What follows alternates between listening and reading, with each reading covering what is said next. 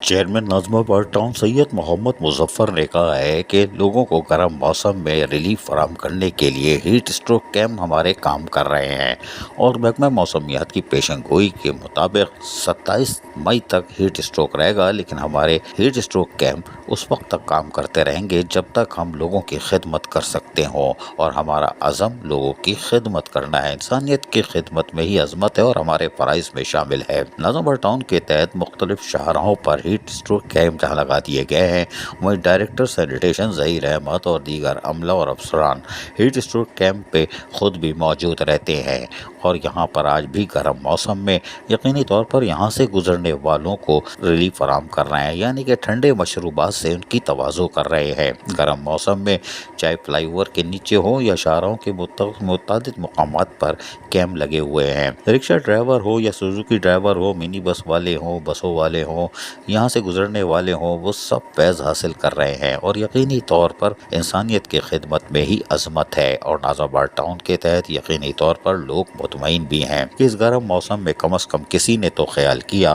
اور بلدیاتی اداروں نے یقینی طور پر ہیٹ اسٹروک کیمپ قائم کر کے انسانیت کی خدمت کے لیے کاموں کو انجام دینا شروع کر رکھا ہے، جو یقیناً خوش آئندہ اقدام ہے۔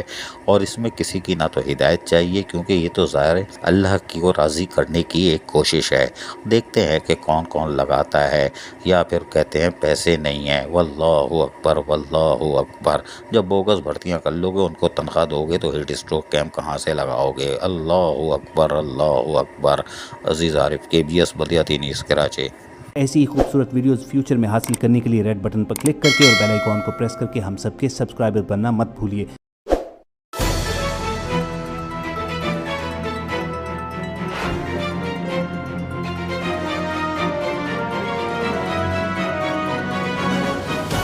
KBS بلدیاتی نیوز۔